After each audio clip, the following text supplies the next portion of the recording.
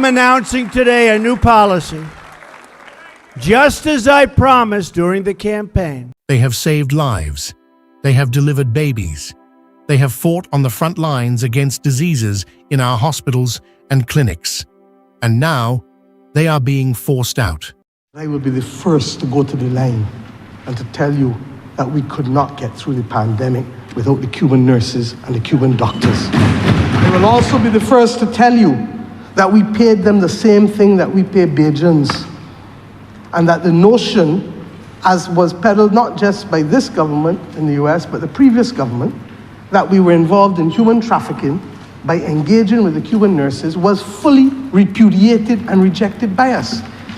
Now, I don't believe that we have to shout across the seas, but I am prepared, like others in this region, that if we cannot reach a sensible agreement on this matter, then if the cost of it is the loss of my visa to the US, then so be it. Now to that late afternoon notice from the Trump administration to revoke the legal status of potentially more than 500,000 immigrants currently living in the United States. Hello, brothers and sisters. I really hope you're all doing fine from wherever you are watching me from now. Donald Trump, the president of the US, wants all Cuban doctors in the Caribbean to leave and go back to Cuba because he thinks the government of Cuba and the governments of the Caribbean are trying to exploit these nurses and doctors by underpaying them and maybe overworking them in a way. Now, the Caribbean leaders have come out to condemn Donald Trump because they feel like Donald Trump is trying to undermine the sovereignty of the Caribbean. Now, this has made so many people to come out and talk. The people are talking about this. Now, their leaders are now condemning whatever the US has been doing, giving sanctions and trying to take away the visas that belong to their citizens. Now, let's watch this video, then have a real quick discussion at the end of it. Thank you so much. The diplomatic standoff escalated last month when U.S. Secretary of State Marco Rubio announced an expanded policy targeting what he termed Cuban forced labor, particularly focusing on the island nation's overseas medical missions. The policy would impose visa restrictions on current or former Cuban government officials and foreign government officials believed to be responsible for or involved in the Cuban labor export program, which Rubio characterized as exploitation of Cuban workers. Three regional leaders, Mia Motley of Barbados, Ralph Gonsalves of St. Vincent and the Grenadines, and Keith Rowley, the outgoing Prime Minister of Trinidad and Tobago, have, however, pushed back at the policy. The president of the St. Lucia Cuba Friendship Association says St. Lucia should do the same, noting that the Cuban Medical Partnership has been instrumental in bolstering healthcare systems throughout the region. I cannot speak for the government, but as an association, I believe we have to stand by our brothers and sisters. Because of what Cuba has done for us. Everywhere we look, as we look around, they are within us. According to Alexander, the humanitarian assistance provided by Cuba to St. Lucia is unparalleled, noting that many of St. Lucia's physicians and other professionals have benefited from free training at Cuban universities. Currently, over 100 Cuban medical professionals are on the island as part of the Cuban medical mission. Without the Cubans within our health sectors, St. Lucians, the population, will suffer when it comes to healthcare. You just have to go to OKEU, you have to go to within the communities, and you will see they are everywhere. Okay? Take, for example, the eye clinic. At the Victoria Hospital, now the Polyclinic, Betty Wells Polyclinic, the Cubans that run the eye center, So it is not something we could easily stand by and watch happen without doing anything. As the diplomatic tension continues to develop, it remains to be seen whether other CARICOM leaders, including those from St. Lucia, will align with their regional counterparts in publicly expressing solidarity with Cuba or yield to pressure from the United States. For the DBS News World, Zane Romulus reported. More than 400 Cuban doctors, nurses, and technicians work in Jamaica. Across the Caribbean, over 24,000 Cuban medics serve communities that would otherwise have no access to health care. But the United States says they must go. Why? And what will happen if Jamaica and other nations comply? Stay with us. We will explain. Jamaica has relied on Cuban doctors for nearly 50 years. They have filled the gaps where local healthcare workers are stretched too thin. They have worked in many places, serving rural communities, treating chronic illnesses, and even performing surgeries that saved thousands from blindness. But now, the US is pressuring countries like Jamaica to cut ties with Cuba's medical program. Why? Because Washington claims these doctors are victims of forced labor. That's right. The very people saving lives are being portrayed as exploited workers. Today, the same regional countries that depend on these Cuban doctors are now being threatened with visa restrictions and economic penalties if they don't comply with US demands. And the consequences? They could be devastating. Shortages of doctors, overcrowded hospitals, and lives lost simply because there aren't enough hands to help. The US says it's standing up for human rights, but whose rights are they really protecting? Let's break it down. The United States claims that Cuba's government keeps a portion of the salaries these medics earn and limits their freedom of movement.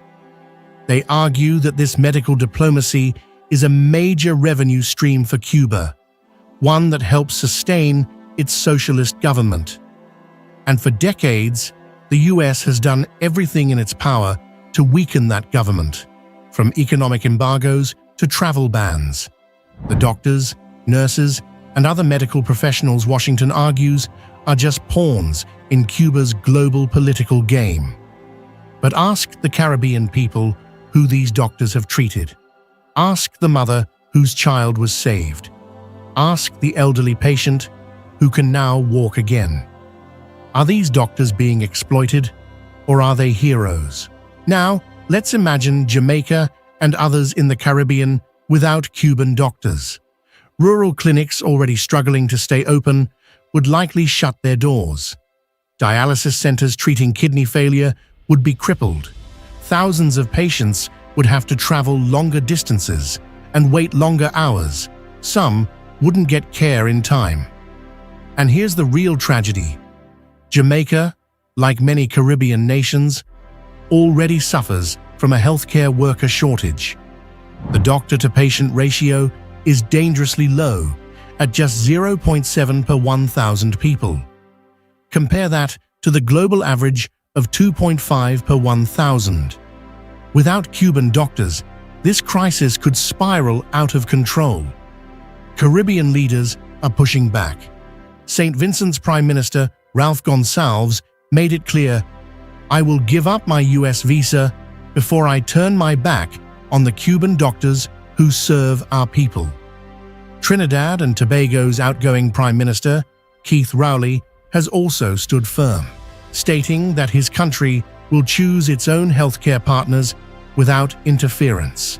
And now, Barbados Prime Minister Mia Mottley, the current chairman of CARICOM, has joined the resistance, boldly stating that she is prepared to give up her US visa rather than abandon the Cuban medics who have been integral to the region's healthcare system.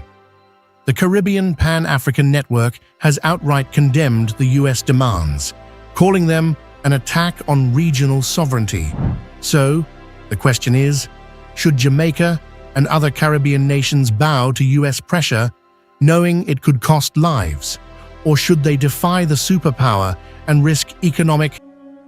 The US State Department has vowed to crack down on countries that participate, stating that those who support forced labor could face visa restrictions and even economic consequences. But this stance raises a critical question. If Caribbean nations lose access to Cuban doctors, who will fill the gap? The region already struggles with medical shortages, and alternative solutions are neither quick nor affordable. While Trinidad and St. Vincent have taken firm positions, other Caribbean nations have remained notably silent. Jamaica and Guyana, both of whom rely on Cuban medical professionals in their hospitals and clinics, have yet to make any formal response. political analysts suggest these governments may be weighing their options carefully, balancing the economic benefits of maintaining US relations against the health benefits provided by Cuban doctors. Jamaica, a major regional player, has historically maintained close ties with both the US and Cuba. A statement from Prime Minister Andrew Holness could be pivotal in shaping how other nations react. But for now, Kingston remains quiet. Meanwhile, in Guyana, the situation is even more complex. With recent oil discoveries drawing significant US investment, the government may be hesitant to take a stance that could jeopardize its growing economic relationship with Washington. This hesitation, however, has not gone unnoticed among the Caribbean public, who are waiting to see if their leaders will stand firm or fall in line. With the battle lines being drawn, the Caribbean stands at a crossroads. Some leaders, like those of Trinidad and St. Vincent, are openly challenging the US. Others, like Jamaica and Guyana, are staying silent, for now. The future of Cuban medical aid in the region remains uncertain. Will more Caribbean nations take a stand, or will economic pressure from the United States force them into compliance? One thing is certain, this is more than a diplomatic dispute. It's a fight for sovereignty, healthcare, and the very future of Caribbean-US relations.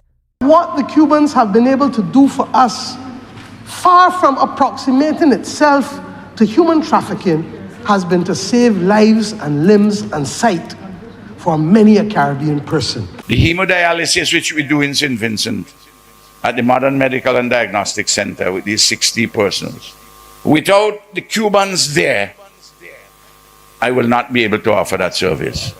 Does anybody expect that I to go because I want to keep a visa, that I would let 60 persons from the poor and working people to die? It will never happen. Out of the blue now we are being called human traffickers because we hire technical people who we pay top dollar equal to local rates. I just came back from California, and if I never there again in my life, I will ensure that the sovereignty of Trinidad and Tobago is known to its people and respected by. And I will be signing that contract right at that table in just a moment.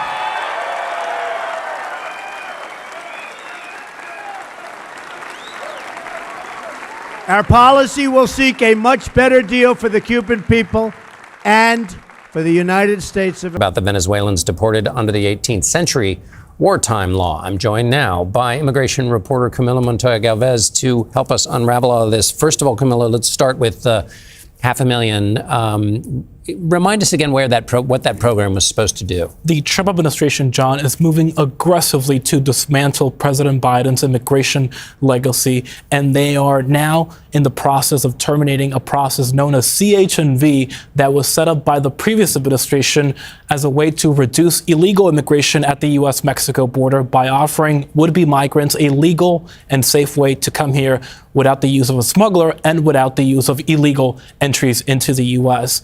About 500,000 people from Cuba, Haiti, Venezuela, and Nicaragua entered the U.S. under that process, which required American sponsorships from people who were citizens or legal permanent residents here. And in the next 30 days, their work permits and deportation protections will be lapsed and terminated by the Department of Homeland Security, which is warning that if these people do not voluntarily depart the country, John, they will be found, arrested, and deported from the country. In fact, the administration is saying that the people affected by this policy change should sign up to self-register on a smartphone app provided by the government and tell people that they will be departing the country. Okay, tough to keep track of it all, but you've been keeping track, of course, of those Venezuelan migrants that have been sent to El Salvador. What more do we know about that group? Well, not only have the deportations to El Salvador triggered this contentious legal battle here in the U.S., John, but also a debate about who was actually sent to that Central American country. The administration is saying that all the Venezuelan men it sent there, 238 Venezuelan nationals, are part of the notorious transnational gang known as Tren de Aragua. But we have spoken to relatives and lawyers of the deportees, and they are strongly refuting those claims, saying that their loved ones and clients have no criminal records in the U.S. or abroad, and that they are not affiliated with this vicious gang. And they have actually presented to us documents that do in fact confirm that many of these deportees do not have criminal records. I will say that some officials have said that some of them do have criminal records, so we should underscore that. Persecution. How can it be that a year later you are spending summers in Cuba? Senator Marco Rubio, who is Cuban American, causing an uproar here in South Florida. Rubio was questioning the Secretary of Homeland Security about Cuban asylum policies. CBS News Miami's Yvonne Taylor joins us from Miami International Airport to explain. Some Cubans do agree with Senator Marco Rubio. Now, the key is the word refugee. An immigration attorney tells us that there is a big difference when it comes to Cubans. You come from Cuba, you are presumed to be fleeing political persecution. So you automatically are eligible for refugee cash. You're eligible for food stamps. Senator Marco Rubio has ignited a debate. Within a year, depending if you're paroled, you can apply for a green card. And then you can travel back to Cuba as often as you want. Some people go back to Cuba for 3 months at a time. They've been here a year. I agree to an extent with him, said Alexis Acosta, who arrived Monday night from Havana. He has lived in the U.S. for 26 years. He went to visit his octogenarian parents in Cuba. Cubans are not refugees. Willie Allen is a Cuban-American immigration attorney in South Florida. He told us some migrants, including Cubans, get aid in the state of Florida because of an act approved in the 1980s. Every Cuban and every Haitian that has been paroled into the United States could receive in Florida food stamps, welfare, and some cash assistance. Allen said the issue brings into focus the Cuban Adjustment Act, which provides an expedited route for Cuban citizens to request permanent residence in the U.S. after 1 year and 1 month, as addressed by Senator Rubio.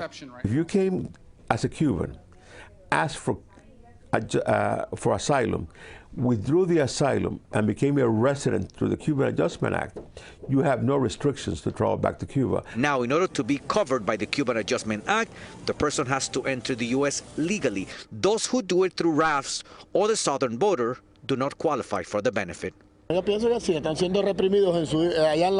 do think if they are fleeing repression from Cuba, they should not go back at all, said Yusdrivia Rodriguez, waiting for a loved one coming from Havana at Miami's International Airport. Now, brothers and sisters, I really hope you're all doing fine from wherever you are watching me from now. Welcome to another episode of Early from Africa, and this is where we say the truth and the truth that saves man free. Now, there has been a talk about the Cuban doctors who work in the Caribbean and who work in Jamaica and now Barbados, Guyana, and all these other countries, Tobago. Now, the president of the US, Donald J. Trump, has been concerned, and he has been saying that these doctors are being exploited by their government and the governments where they go to work, and that this is modern day slavery. Now, we've been seeing a lot of Jamaicans coming out to talk about this, and we've seen Caribbean leaders coming out and talking about this, and they have been saying how much Cuban doctors have been so helpful to them, and so how they have played a very important role in their economy and in their health sector. Now, it must be remembered that Cuban doctors played a big role in saving lives during the COVID-19 times in most of the Caribbean countries now. So this is a matter that has been on the rise, and Donald Trump has been pushing for the Cuban doctors to go back to Cuba. The question is, even if the Cuban doctors went back to Cuba or the Cuban nurses, how is it guaranteed that they're going to get jobs? there, because if the government itself is exporting doctors to other countries, it means it is trying maybe to create job employment for them. Now, I understand that no human slavery should take place at the moment, and no one should be exploited at the moment. Now, I'm very glad that it is the US that is talking about this, because I see most black folks enslaved in Europe, enslaved in the US, but they never talk about this, that most black folks who run away from Africa to go to the other side of the world, they work extra times but get very little. They are paid very little compared to the white folks who are working with them. So even when Donald Trump is bringing this topic, there is need for us to be fair. You should not only talk about one side of a coin. It is better to flip it and maybe have both sides. Then when trying to compare, I feel like try to be a human in comparing things. Do not criticize one side and leave out the other side. Now, it is good that the Cuban doctors have been helping out, but the question is, how are they being treated? And this is a question that everyone has been asking. Why is Donald Trump concerned about Cuban doctors while we have US doctors who are still being enslaved, who still work for long hours without some good pay? Why is he so much concerned about the Cuban doctors while in his own country people still lack jobs, and there is so much that is still going in his own country, and the food prices are still high and all this other stuff, when people are thinking the mortgages will come down and all those stuff? So there is need for him to be so fair about when talking about these things. I do understand that exploitation of human resource or of anybody, the human force or the man force, should not be taken for granted at any point. But however, the countries like US, I know Marco Rubio comes from Cuba, and obviously he's interested in the matters that concern Cubans, but there is need for him to be fair. There is no need to give sanctions. Now, I saw the other time they're trying to scrap US visas for Caribbean leaders and Caribbean people who are trying to move to the US and the countries that are allied to the US. And you ask yourself questions. Now, if you do not agree with someone on some matters, do you actually block them from accessing your country? And this is what I've been asking myself. The US has been threatening the Caribbean, Africa, and so many other countries. But these are the countries that have made the US the way it is. That the Caribbean, Africa, and so many other countries that the US has been giving sanctions on are the same countries that run that economy, because their companies are in these countries. They take mineral resources from Africa. They get manpower from Africa. Now, if they are talking about the sanctions that they are going around giving people because you are not supporting Israel-Palestine war, like you side with Palestine instead of siding with Israel, giving sanctions just because you're talking the truth about land rates in Africa and all that stuff. Now, giving sanctions just because you decided to keep the Cuban doctors and make things maybe better, improve their salaries and all that stuff. Now, what is the real problem? Now, the US has been going around and giving sanctions since Donald Trump and Elon Musk came to power. I say Donald Trump and Elon Musk because Elon Musk has a very big say in this government. And actually, I read an article from CNN that they were saying most of the policies that are being implemented right now, they are from Elon Musk's company. They're trying to bring their ideas in the US and in the government so that they can be implemented. I have no problem with that. Absolutely no problem. The only problem I have is when Elon Musk sticks his nose in Africa and they stick their nose in the Caribbean. There is need for the Cuban doctors to be respected, right? But there is no need to go on giving people sanctions. Now, there is something that I do fail to understand. The only thing that the US has always been doing when you try to contradict their policies or when you try to give different opinions is one is sanctioning your country, and if you're an individual, they try to maybe revoke your visa. And you ask yourself some questions. Is it a must you go to the US? Is it a must the Caribbeans go to the US? And this is why I've been keeping on saying that there is need for us to improve our countries. That we stay and live in Africa, in the Caribbean, South America, but our countries are facing a lot of corruption, facing a lot of embezzlement of public resources, facing a lot of mismanagement, lie, theft, and center. That we have puppets who are in power, puppets who steal and take it to the US to invest in the US stock exchange market. So there is need for us as people of black descent to actually try. The last time I checked, the US was threatening 22 countries from Africa from receiving the US visa, that they are going to actually ban them from going to the US and many of its allies. The last time I checked, 6 Caribbean countries that are dominated by black people who are being sanctioned by the US and trying to be given just because they stood with the Cuban doctors. Now, this is whatever is happening. And the Jamaican Prime Minister has been quiet on this matter. And people have been asking, is he a puppet or does he fear Elon Musk or Donald Trump? What is really not going? So many Caribbean leaders are coming out to condemn whatever is happening. We saw the Prime Minister of Barbados, who actually, I heard she's on the radar of maybe being the Secretary General of the United Nations, the UN, but she has come out to talk and say that we are not going to keep quiet on this matter. I mean, you are not going to take all the doctors who have been treating our people and leave our hospitals without doctors just because you are not in full agreement with the Cuban government.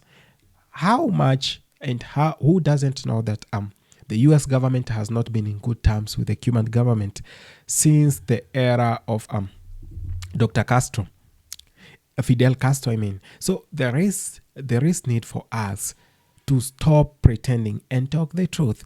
This is whatever has been happening. And brothers and sisters, if we do not talk the truth, if we are not going to stand by these countries that we are, or the countries that we live in, there is no any other place that we are going. If we mess around with our countries, then we are done and doomed. There is need. You see the crisis that happened in Haiti. They removed the person that who stood for the people. They removed the person who tried to say no.